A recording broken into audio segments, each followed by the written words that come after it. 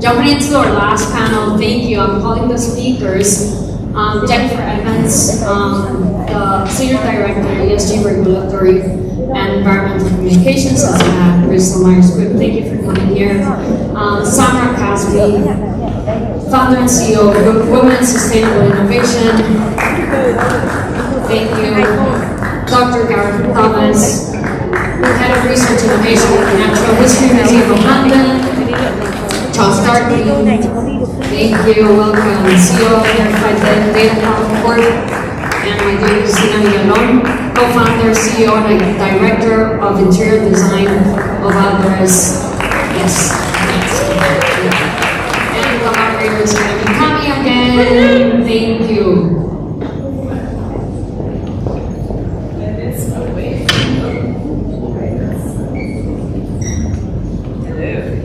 I could just, oh no, there we go. Look at, see, we're a totally different panel. I'm standing on this side. And I am not Jillian, so I have not prepped at all for this. So hi people whose names I didn't memorize. On the topic that is the power of reporting, building credibility through transparency. Well, clearly this is the perfect segue from the last panel. So we're going to do it the same way though. If everyone could start, I'm going to trust that if I had looked up your bios and done my homework, I could spend 45 minutes introducing each of you. So we're not going to do that. So instead, if you could just introduce yourself within the lens of reporting and transparency, that would be lovely. Would everyone appreciate that? Everyone is still here. Hello, this is also an important panel, people. All right, kick us off. Hi, I'm Charles Darling. Pardon my voice. I'm CEO of Verified Data Corp. At Verified Data Corp, we work in sustainable agriculture with a data platform for reporting and marketplace that allows for land stewards connecting with the consumer brands, NGOs, investors, and others that need that 100% field transparency from those sources to connect and be incentivized for the provision of the data that allows for 100% field transparency in those areas. Awesome, thank you. Hi, this is Samra Kasbi. I am the founder and CEO of a global community called Women in Sustainable Innovation, which I founded back in 2020. And can everyone in the back here? Can everyone in the back who's not talking here? Talk louder. Okay, so I'm the founder of a global community called Women in Sustainable Innovation, which is there to support female-founded ventures in sustainability. Well, I founded it back in 2020 in the margins of the World Economic Forum in Davos. We are building out an accelerator program. My background is in financial services and regulatory reporting technology, so RegTech. And I actually ran PSEMG's award-winning solar loan program, so that's kind of part of my background.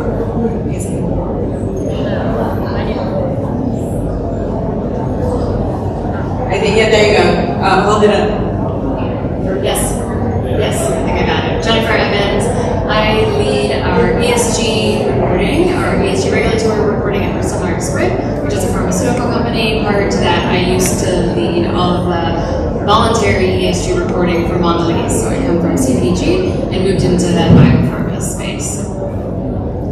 Hi everyone. So Gareth Thomas, I head up research innovation at the Natural History Museum in London, and also an environmental scientist.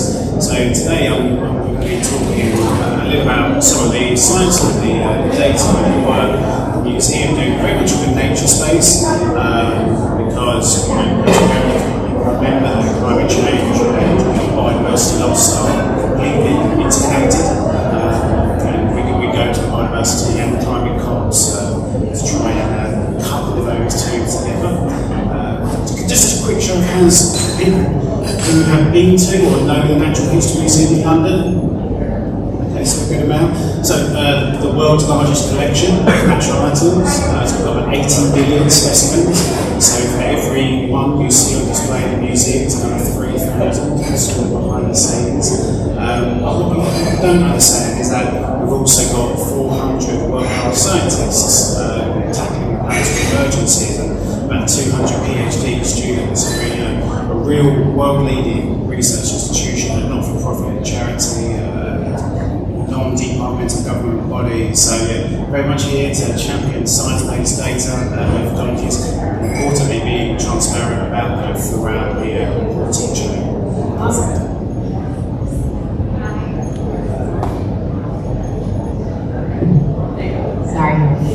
So hi everyone, my name is Christina Villalon and I am the co-founder and CEO of Alvarez Diaz Villalon. We are an architecture and interior design firm based out of San Juan, Puerto Rico. And we are also a certified B Corp as of January of this year. Awesome. And so with that, I want to talk a little bit about, last panel we were talking about the SDGs a little bit and about outputs versus outcomes. So here, let's start off in a slightly different track. As far as in the US and elsewhere, there's been an attack on ESG. So, and we have, I love the mix here of public and private and other types of institutions. So have you noticed anything different in how you report, what your board decides you should be reporting with the different waves of politics, whether it's in the US or the UK or elsewhere? Does that impact how you track and what you publicly disclose? No. And the reason why is because we are a global operations and we are going to be held accountable to ESG regulatory requirements. So because of that stipulation, it has not changed anything. We firmly believe that disclosure and transparency is paramount to not just our external stakeholders, our shareholders and investors, but to our employees. It's a retention device, it's an acquisition for employee talent, guys. But beyond that, at the end of the day, this is all moving regulatory. We absolutely have to report against our ESG commitments around the globe. So there is no choice any longer. Charles? Absolutely insane. And obviously we're on the other end of that in our provision of a data platform that enables such. But the users of our platform absolutely have considerations like EUDR and other regulations that are coming in place that are requiring higher transparency going forward. And in doing so, you have to look at not only how does that impact those businesses, but also the land stewards that are provisioning such data. That's what we look at. How do you create value chains otherwise for engaging incentive such provision of transparency. But overall, it creates a more stable supply chain at the end of the day. So it's not only an initiative that maybe ESG has gotten a negative reputation recently. That's fine. This is going to be corporate imperative moving forward from a regulatory position or from a corporate profitability position. Yeah, thank you. I've spent the last 2 years or so talking to lots of corporates, lots of financial institutions, and one of the positives is that those conversations have come in their comprehension a great deal. So 2 years ago, we would talk to a major global corporate, and the questions would be to diversity, define a CSC, what's an ecosystem compared to a bio. Now they know, and the comprehension behind the questions they're asking now is much, much greater as they look at both their risk but also the opportunity. So if you think back in the June this year, the WEF, so the World Economic Forum, said that the transition plans for corporate and financial institutions should release about $10 trillion in opportunities and create about 400 million jobs. And that requires funding, whether that's through the Global Biodiversity Framework Fund or whether it's through biodiversity credits, but there's a massive opportunity here for people to get involved. Now there is some regional politics, definitely. So in the EU, there's no choice, right? So you've got the Corporate Sustainability Reporting Directive, it's coming in, we're going to have to do it, and probably, you need a bit of stick. And Australia, the same like Australia, Japan, they're right at the forefront. America, I think ESG has become slightly more weaponized and politicized. And for me, the biggest risk here is that biodiversity and nature loss has the same skepticism that happened with climate change, and that's what we can't allow to happen. That's why everything has to be transparent and the data has to be science-based and peer-reviewed to stop inevitably what's going to start to and we're all going here in certain countries. And okay, go first, and then I have a next follow-up question. I do have a different perspective on this. So I work a lot with startups, and about like 2 or 3 years ago, a lot of large corporations had a lot of budget, an ESG budget. So there was not just a lot of funding for ESG, climate tech, climate tech startups, but there was just a lot of interest, and those solutions got incorporated in large enterprises. Recently, with the backlash, what we've seen is that those enterprises are reframing those solutions not as ESG solutions, but as climate risk or something CSR solutions, just because, and that's really, that's quintessential green pushing, if you know the term, and that's what I see happening. And also I do see like some of these smaller, very cutting-edge solutions actually losing funding or losing customers just because of that. So innovation is being hit, definitely not at a large scale, but places in the industry. Just to add on to that side, where we look into is that not only has it been the budgets of the sustainability departments have definitely gotten hit at the large corporation level, but something that we're seeing also is the interest from the procurement departments, which obviously is much larger, and smaller organizations has handled sustainability traditionally in some way, shape, or form, but procurement, especially through transparency, is seeing a lot of stability going forward because through the data and otherwise they can get ahead of different elements. I would say in Thailand, for instance, we work with natural rubber farmers. There was a heat wave there that impacted a regenerative rubber supply source for a Fortune 500 company. They were able to get out in front of that because they knew that was coming from, make sure that how they were going to reposition their supply chain moving forward to account for that and otherwise. So I think that transition into procurement and the value of the data and transparency is something that can really hit home with corporations. And then one complaint, frustration that whether small businesses or big corporates have is, of course, the propensity of different ratings agencies and different, especially if you're in multiple sectors, right? And what you have to turn in. So as Gareth was mentioning, the jobs that are being created, I had to kind of laugh and say how many of those are jobs that are created just to actually do the turning in, the evaluating of data and the turning in of data, and how much of a burden is that for some smaller enterprises. So just be on kind of one of two different directions here, either talking about the preponderance of different rating agencies and things that you need to do and things that some investors want, especially if you're looking at private sector investors and some philanthropic funds where they're pulling from different data that they need transparently. How one's supposed to mitigate that, how one's supposed to work with that. Is that going to have some coming together and simplifying or no time in the near future? And then separately, how are small businesses supposed to be and stay certified and just keep up on the expense that it's causing?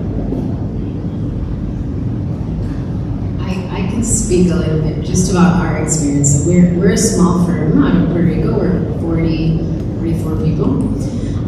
And our journey really began like starting small. I think I should have been on the first panel probably more than this one. So it all started very organically. We really just wanted to measure some of the initiatives that we were doing out of just philanthropic reasons, just because we were concerned about our environment. So we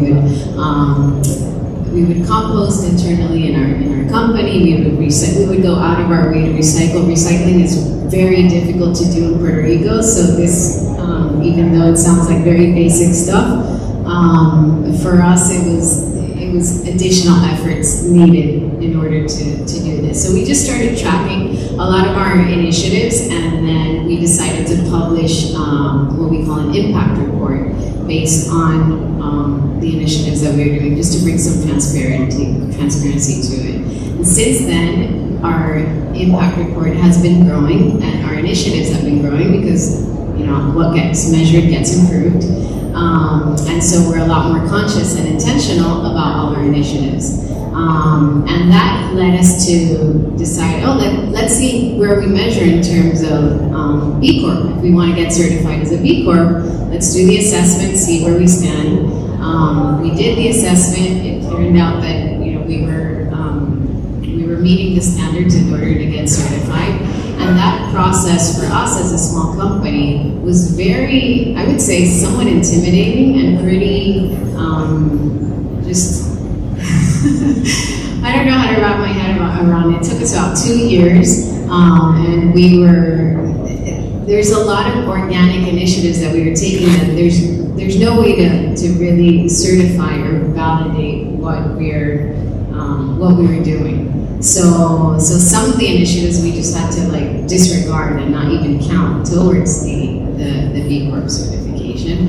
So, but it was a learning experience for us, and it helped us kind of see what things we weren't doing that just in answering the questions and assessing, we were like, okay, well, we don't have a code of conduct, but we could easily implement a code of conduct, for example, and we did, and see, can we identify suppliers in our supply chain that do have these certifications, so then we can use this as evidence of what we're doing, etc. So it really, I think the process for us was just like every journey, a learning experience, and just helping us getting more and more involved into the whole sustainability growth and journey. I can maybe address the first part of your question. I think businesses are going to have to start making more choices, because the voluntary landscape, it will still be there. The raters and rankers matter, but we can't do it all. The regulatory is a compliance exercise. It has to be investor ready. It has to go through external assurance. That has to be our main priority, and that is where we have to put our energy. We're going to have to make choices as to which ones we continue to disclose to. And that's going to be a conversation that we have with our leadership team and our board. The second thing that I would say is that there are a lot of capabilities within an organization. So you don't have to hire up and staff up to meet this ESG reporting obligation. You've got internal audit likely. You've got your business controls function. Work with your finance team. Use that very much with our finance team to understand how they get their processes, end-to-end processes, for their statutory filings. Mirror that, plug into that, find those efficiencies, because there are already processes within your organization that you can begin to kind of plug into, find efficiencies. Is it greater and more broad and bigger? Yes, but use what you have before going to build this enormous team around ESG.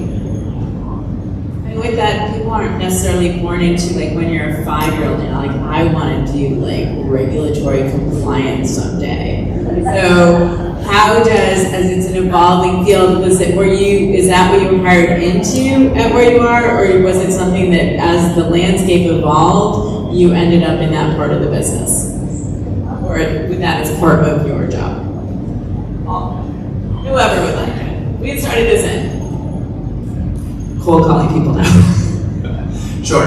No, my background is as an entrepreneur, both sides of the table, from founder through Series B, tech, and healthcare. I was solving problems in the healthcare space around data economics when I got introduced to some really wonderful people trying to solve the same problems in sustainability. And that's where we came together about 4 years ago as leaders in the tech space, particularly, to start identifying what were these corporate problems, NGO problems, investor problems, which were all the same. On the other end, how does that integrate and work with land stewards, particularly in the global south, where we identified that the solution is in a repositioning of the value chain, not necessarily supply chain, which can be done through that. Yeah, no, I wasn't born to do this. Even though I grew up I was born and raised in the global south. My mother was a geologist, and I really accompanied her on most of the dates. But in my career, I grew up in the heart of capitalism. I was a trader on Wall Street. I was a credit structurer during the subprime boom here in on Wall Street. And at the time of the Great Recession, my bank actually laid off pretty much everyone in that department, and they asked me to manage the risk of all the assets that I had created, which was now too toxic. Part of it meant me talking to regulators, doing a lot of board reporting, all of which I had never done in my life. There was no course on doing that, so I just had to learn on my feet. Eventually, since I was working for one of the largest banks in the world, I had to also, I was put on this along with our in-house counsel on a working group which was working with the legislators and regulators on writing the Dodd-Frank Act for bank stress testing. And that is where I really learned it all, and now I kind of know how regulators think and so on and so forth. Eventually, I rode out the recession. I was laid off, and I decided to just quit financial services, only temporarily. And I was hired as somebody to run KCG Solar Loan Program. That was rife with regulation. That was rife with a lot of stakeholder engagement, and it took me to a completely different aspect of the economy, which was really the green economy. So that's kind of how. Yeah, I raised my hand for it. I don't think when I was young I aspired to be, but I was always in corporate sustainability, environmental communications, policy advocacy, and I was really interested in what this ESG thing was. I wanted to look under the hood. I wanted to get a better understanding for it. And so my last 2 roles have been specific for building out the ESG strategy and compliance. So, I mean, I don't work in that field of ESG per se. At the museum, we have a head of sustainability who does that, and we're very proud that we're the first museum in the world to sign up to the Task Force on Energy-related Financial Disclosures, which was launched during the Empire Week this time last year. But I want to just take a moment to bring it back to the intrinsic value of nature and work. So I was at an event in Zurich Tuesday, doing a keynote at the Bloomberg Sustainable Finance Forum. And before that, we had this sort of leaders' lunch, right? Very posh, fancy, out of my comfort zone. But they asked if you had a magic wand and you could have any wish, anything at all. There was lots of answers such as something about the data or this, that, and the other. But mine was, for the corporates and the financial institutions of the world to have that intrinsic value of what it is they're doing. If they tried to restore, protect nature in the same way they tried to increase return on investment for shareholders, would have solved it by now. Look what happened in COVID. $20 trillion just appeared out of thin air. They literally printed money to be able to do it because it was a planetary emergency. Yet we're in planetary emergency right now with climate change and biodiversity loss and pollution. So who in here has heard of the stat 1 million species at risk of extinction? A few of you. So that was actually our lab at the museum who calculated that. That's probably actually a bit conservative. And we've done a bit of analysis recently. And if you look over the past 5 decades, natural populations have gone down about 69 to 71%. Now, the risk of that is, we talked about the SDGs, so target 3 of the Global Biodiversity Framework is protecting 30% of land and sea by 2030.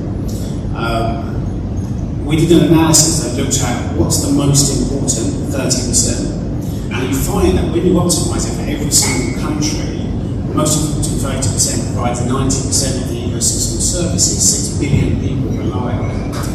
And of that area, only 6% is protected. And unfortunately, we did an analysis with our biodiversity intact index. Biodiversity in that area is declining still, even in those protected areas. So I think when it comes to reporting and transparency and ESG risk and everything in between, understanding that intrinsic value is going to affect us as humans far more than I think people actually realise. So when did you know that this was your path? I'm still pulling you back to answer this question.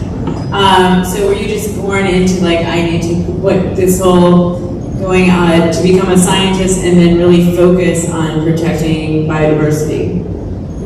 No, I actually started off in the corporate commercial world, doing exactly that, creating money for the shareholders. I was a commercial manager here for 8 years. You need to know what question to ask. Yeah, so no, absolutely. Started off money focused, do this and the other. Then had a sort of an early life crisis of conscious and deciding I need some mission value behind what it is I do. So to school in marine biology actually as my foundation, then a PhD in environmental microbiology, then moved into terrestrial biodiversity modelling and did some lecturing and stuff. But then actually what brought me to where I am now is the fact that if you can get the corporates and financial institutions to change and to start investing, certainly to the global south, then that's where you're going to drive impact. And so that's what we do with our Biodiversity Attackers Index, is by providing that to organisations, they're able to assess what it is they're doing through transparent peer-reviewed methodologies and data. And everything we do at the museum, has been published in Science and Nature, leading journals, and it's so important. I would just urge people to question whatever they hear, because some things can sound too good to be true at times. Right. And Christina, same question. Born into, I want to track data and make the world transparent. I'm just trying to run and lead a company with a triple bottom line. Amazing.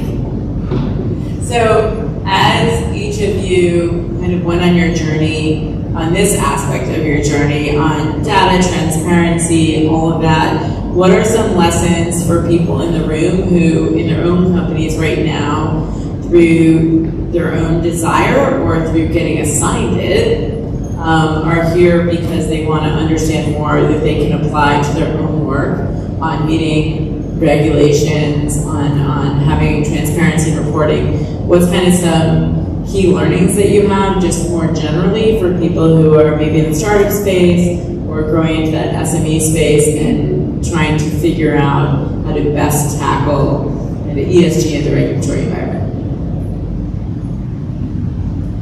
Something that we're seeing that is a change from the previous paradigm is that large corporations are open to having a more collective supply sourcing than they were traditionally, right? And so for smaller companies, there is the opportunity to get involved with large companies and participate in the supply chains. And really, honestly, right off the back of the methodologies are otherwise put into place for going forward, and those leaders are more open to doing so. In that, they are also working farther upstream in their overall supply chain manufacturing and otherwise to make sure that those processors, manufacturers, and the rest are also getting the data. We focus at the farm gate, right? So that there's other parts of the supply chain, obviously, but those folks are getting that data and then passing it along, which they can also, the small companies can also then participate in. So I would be much more open to figuring out what are the initiatives of large companies and how can you be participatory in those, because there's opportunity there. They're looking to engage with others.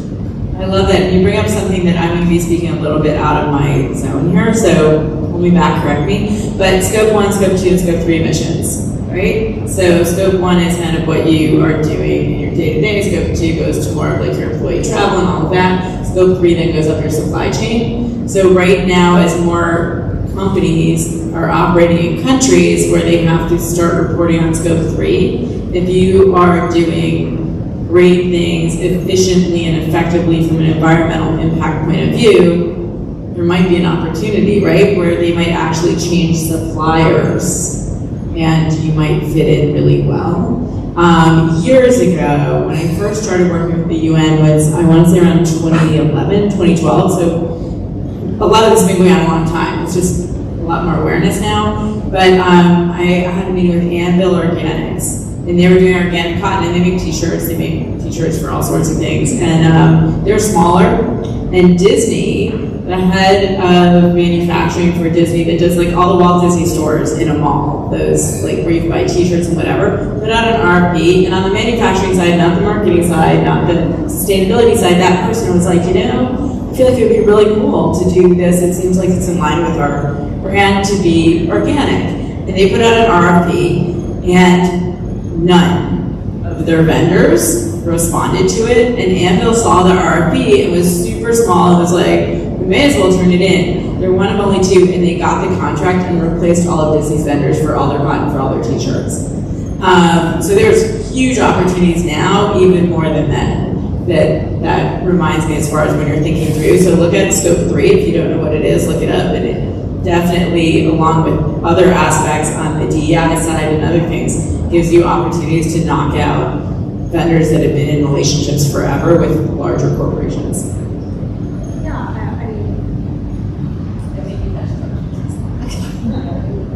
I totally agree with what was already said. I think one of the challenges, or some of the challenges, whether regardless of size, is like not having a standardized taxonomy. And in financial services, what I've seen, one of the largest banks in Europe, BNP Paribas, created a working group with all, and as you were saying, you know, bringing in pretty much everybody and the ecosystem and creating a taxonomy that they can actually work off of.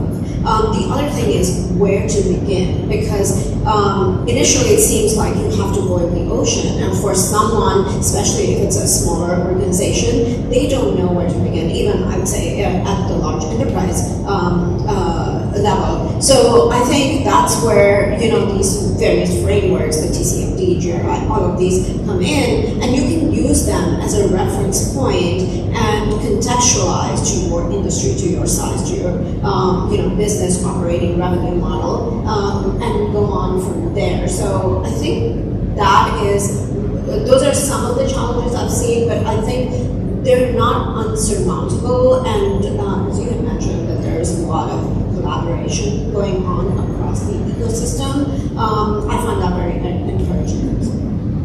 And anyone else, either on key learnings to help people accelerate and not make the same mistakes that others made before them, or on key opportunities? Which seems to be the direction Tom's going. Well, what we did, we joined the UN Global Compact in 2019, and they have served as an accountability partner. So, funny story, they offer accelerator programs, and we joined the accelerator program in 2021. And it was us. At the time, we were 20 people, and then it was Microsoft and 3M and Repligen. So we're speaking different languages in this accelerator, talking about scope 1, all these emissions. I'm like, what? But it was great because it really got us thinking about, you know, that we had to track everything we were doing, that we really needed to measure all our initiatives, and I think because of that experience, the SDG program, they decided to branch out and now offer programming for small and medium enterprises, because they do have different challenges and they speak different languages. So use the frameworks. I think the SDG framework is fantastic, and it's really helpful. Yeah, just to build with that, I think it's really important to ask questions. There are so many knowledge forums and groups out there, because I guess reporting on carbon's been around for a while, but reporting on nature, much newer and nascent. So it is difficult to get your head around. There's a lot of data providers out there, a lot of platform providers that have popped up in the last couple of years, and the next couple of years that will probably start to settle out, a few standards will come forward. So my advice is to ask as many questions as possible, really advocate for transparency in everything from the underlying science-based methodologies and through to the data. And when it comes to data, as another piece of advocacy, is you must use what's called forward-looking models. There is no point in using the alternative, which is a compiled piece of data.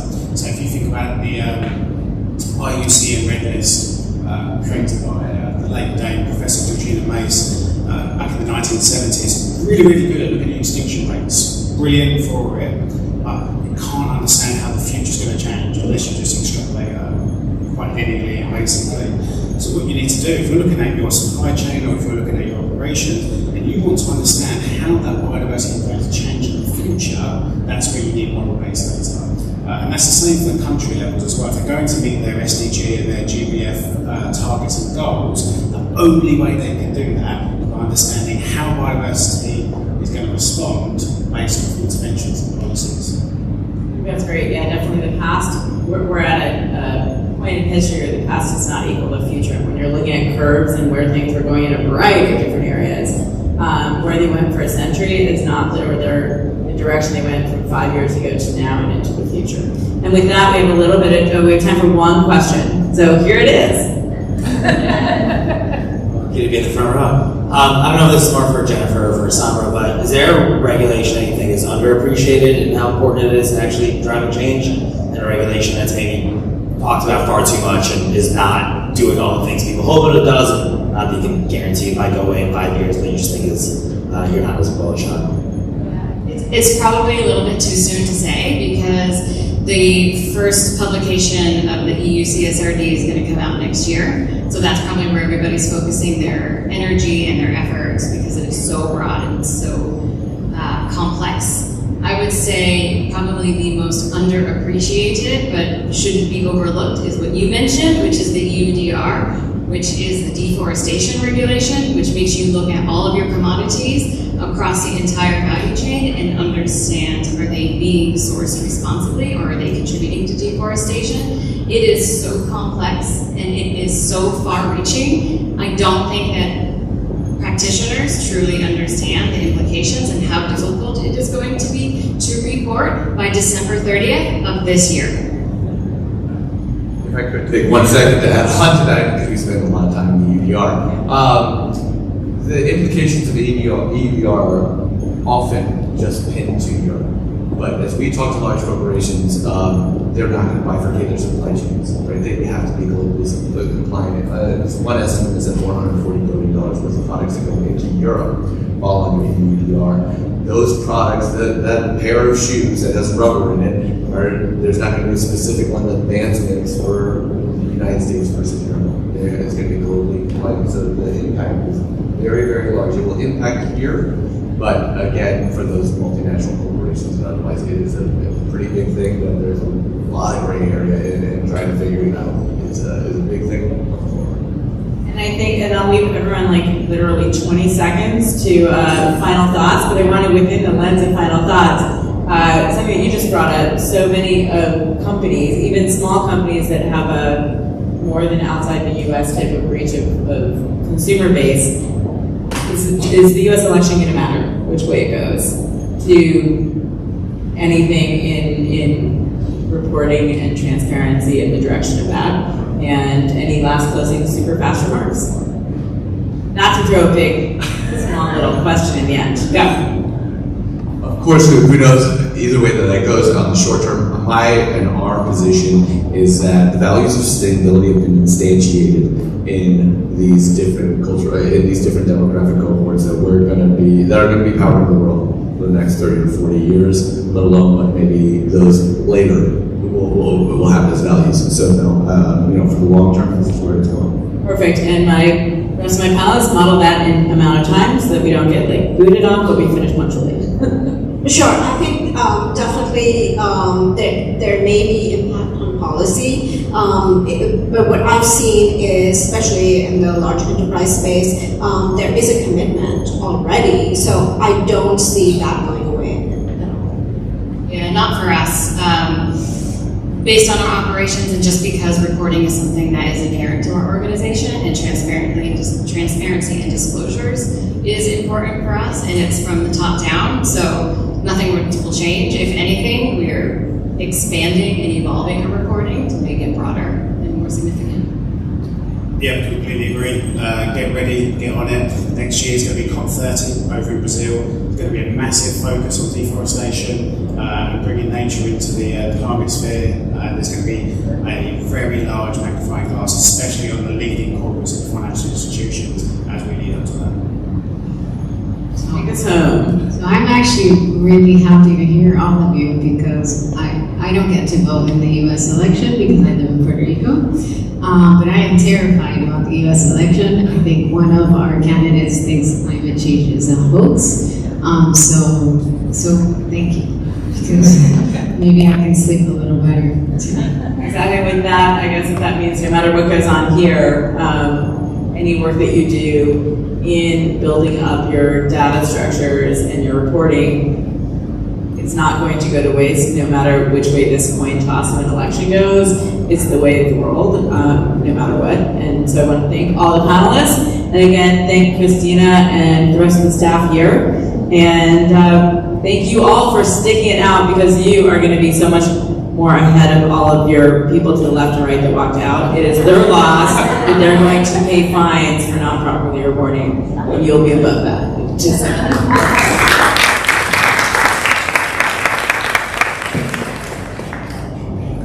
Thank you so much. All right, so we've reached the end of the program. Thank you so much for staying. It has been an amazing conversation. And like Tammy was saying, this is actually the most important part, right? That is actually walking the talk and showing it with different frameworks. I really appreciate your time and for sticking all morning. As you know, we have our lots of information. Thank you for all the panelists again. And just enjoy the rest of Climate Week. Thank you.